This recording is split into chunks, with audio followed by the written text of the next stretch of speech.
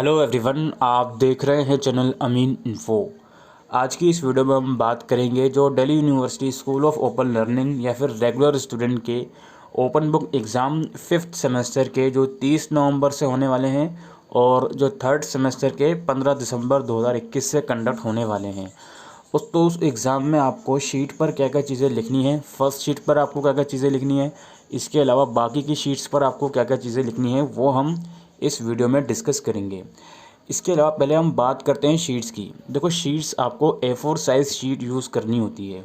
आप चाहे रजिस्टर का पेज A4 साइज़ वाला यूज़ कर सकते हो या फिर जो नोटबुक का पेज होता है A4 साइज़ वाला, वो भी आप लोग यूज़ कर सकते हो। इसके अलावा आप चाहो तो बोथ साइड लाइन वाली शीट यूज़ कर सकते हो या फिर सिंगल साइड लाइन या फिर प्लेन शीट भी यूज़ कर सकते हो, कोई इशू नहीं है। ठीक है, साइज़ शुड बी A4। और सम ऑफ द केसेस में एक ड्राइंग शीट भी आती है जिसका साइज़ A4 नहीं होता, थोड़ा छोटा होता है, तो वो भी आप यूज़ कर सकते हो, कोई इश्यू वाली बात नहीं है। ठीक है, अब हम बात करते हैं कि शीट पर आपको क्या क्या लिखना है।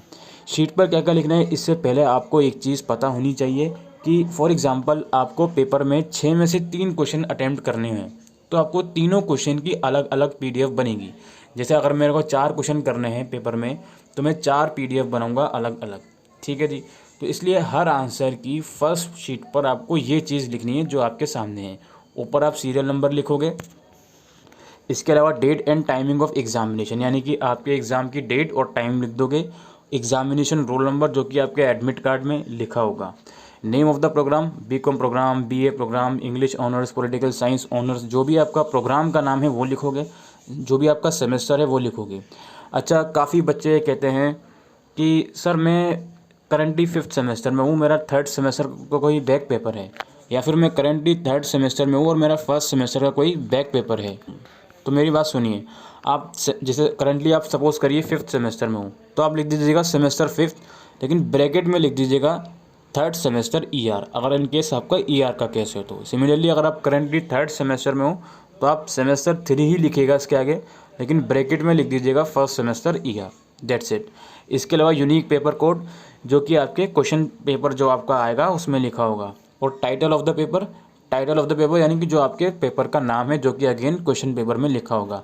अच्छा, बहुत से बच्चे टाइटल ऑफ द पेपर में काफ़ी कन्फ्यूज़न करते हैं, खासकर ह्यूमैनिटीज़ स्ट्रीम के बच्चे। लाइक फॉर एग्जांपल, आप पॉलिटिकल साइंस आपके पास सब्जेक्ट है, तो पॉलिटिकल साइंस का सब्जेक्ट का नाम क्या है वो आपको लिखना है।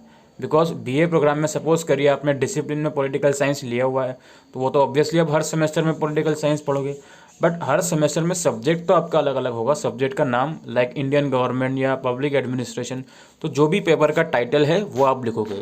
ठीक है, और कॉमर्स वालों को तो कोई दिक्कत होनी नहीं चाहिए। जैसे फॉर एग्जांपल बिजनेस लॉ है या इनकम टैक्स है या फिर HRM है, जो भी सब्जेक्ट का नाम है वो यहाँ पे आप लिखोगे टाइटल ऑफ द पेपर में। इसके अलावा इसी के नीचे से आप अपना आंसर लिखना शुरू कर दोगे। ठीक है, और ब्लैक पेन से लिखो या ब्लू पेन से लिखना, कोई इशू नहीं है। ठीक है, इसमें कोई इशू वाली बात नहीं है। बाकी इसके अलावा बहुत से बच्चे सवाल करते हैं कि सर जो आंसर मैं लिखूंगा, जैसे फॉर एग्जांपल क्वेश्चन पेपर आया, 6 क्वेश्चन है, उसमें से कोई 4 आपको करने हैं। आपको सबसे पहले करना है क्वेश्चन नंबर 4। तो जो भी क्वेश्चन नंबर आप लिख रहे हो वही सेम सीरियल नंबर आप लिखोगे। फॉर एग्जांपल आपने सबसे पहले क्वेश्चन नंबर 4 शुरू करा, तो आप आंसर नंबर 4 लिख कर ही उसका आंसर करोगे। क्वेश्चन लिखने की कोई भी ज़रूरत नहीं है। ठीक है, सिर्फ आंसर आपको लिखने हैं। ठीक है, बाकी इसके अलावा सिग्नेचर आपको नहीं करना है। गाइडलाइंस में कहीं पर भी ऐसा मेंशन नहीं है सिग्नेचर करो, तो सिग्नेचर प्लीज़ नहीं करना। That's it. ठीक है, बहुत से बच्चे बोलेंगे सर एडमिट कार्ड में लिखा हुआ है सिग्नेचर करना है, ये हो वो है। जो मैंने आपको इस वीडियो में बता दिया उसको फॉलो करिए, आप स्मूथली एग्ज़ाम पास आउट कर जाओगे, कोई दिक्कत आपको नहीं होगी। ठीक है, you have to make sure कि एग्जामिनेशन रोल नंबर आपने बिल्कुल ठीक लिखा होना चाहिए। यहाँ पे बच्चे बहुत सी गलती करते हैं। ठीक है, examination roll number you have to make sure बिल्कुल करेक्टली आपने लिखा होना चाहिए। और सीरियल नंबर की बात ऊपर मैंने कर ली। तो ये तो हो गई फर्स्ट शीट की बात। ये शीट आपको हर क्वेश्चन के फर्स्ट पेज पे लिखना है। ठीक है। अच्छा, अब बहुत से बच्चे सवाल करते हैं कि सर क्या मैं पूरी एक शीट बना लूँ, जैसे मैंने यहाँ पे लिखा हुआ है date of examination, name of the programme. बहुत से बच्चे क्या कहते हैं कि सर ये पूरा फ्रंट शीट पर, एक शीट पर मैं बड़ा बड़ा ये 6 चीज़ें लिख दूंगा और वही शीट मैं हर क्वेश्चन के फर्स्ट पेज पर लगा दूंगा। आप बिल्कुल ऐसा कर सकते हो, कोई रोक टोक नहीं है। इससे होगा क्या कि आपके टाइम बचेगा। ठीक है, और कुछ नहीं होगा, बस आपका टाइम बच जाएगा। आपको ये बार बार सारी चीज़ें लिखनी नहीं पड़ेंगी 4 बार। जैसे फॉर एग्जांपल एक पेपर में 4 क्वेश्चन है तो ये चारों बार चीज़ें लिखनी नहीं पड़ेंगी आपको। अगर आप चाहते हो कि पूरी फ्रंट शीट ही ऐसी बना ली जाए तो बना लीजिए उस शीट को, लेकिन आपको हर क्वेश्चन में अटैच करना पड़ेगा, ऐसा ना हो कि आप भूल जाओ। ठीक है, ये हो गई आपकी फर्स्ट शीट की बात। अब बाकी की जो शीट्स हैं उस पर सिर्फ आपको 3 चीज़ें लिखनी है। ऊपर सीरियल नंबर कंटिन्यू रहेगा, ठीक है, और एक एग्जामिनेशन रोल नंबर और यूनिक पेपर कोड आप हर शीट पर लिख देना। ठीक है, फर्स्ट शीट पर तो ऑब्वियसली आप लिखोगे ही लिखोगे, बाकी की शीट्स पर एग्जामिनेशन रोल नंबर और यूनिक पेपर कोड लिख दीजिएगा और सीरियल नंबर इन कंटिन्यूएशन में चलेगा। अब एक और चीज़ मैं आपको बताना चाहता हूँ कि जो सीरियल नंबर है, जैसे फॉर एग्जांपल एक क्वेश्चन का आंसर आपने 10 पेजेस में लिखा तो 1 से लेकर 10 तक सीरियल नंबर चलेंगे। फिर जब आप नेक्स्ट क्वेश्चन स्टार्ट करोगे तो सीरियल नंबर 1 ही आप लिखोगे और बाकी की ये सारी चीज़ें लिखोगे। ठीक है जी, यानी कि हर क्वेश्चन में अलग सीरीज चलेगी सीरियल नंबर की। फॉर एग्जांपल क्वेश्चन नंबर 4 आपका 6 पेजेस में आया, 1 से लेकर 6 तक आप कर दोगे। देन आप क्वेश्चन नंबर 2 करोगे तो उसमें आप बिगिनिंग से सीरियल नंबर शुरू करोगे 1 से, कंटिन्यूशन में नहीं करोगे। ठीक है, तो ये चीज़ भी आप लोग दिमाग में रखना। बाकी यही सब था फ्रंट शीट का दोस्तों। अगेन मैं रिपीट कर लेता हूँ, सिग्नेचर वगैरह आपको कुछ नहीं करना, जो मैंने आपको चीज़ें बता दी वही आपको करनी है। ठीक है, और एक और चीज़ है, काफ़ी बच्चे क्या करते हैं, सर मैं यूनिक पेपर कोड मैंने गलत लिख दिया, क्या मेरा पेपर कैंसिल हो जाएगा?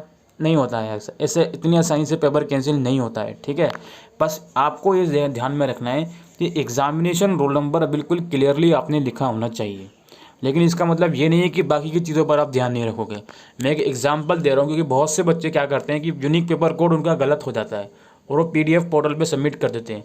देन वो बाद में रियलाइज़ करते हैं कि यार पेपर कोड गलत हो गया, फिर इसको ठीक करके वो मेल कर देते हैं। ऐसा मत करना प्लीज़।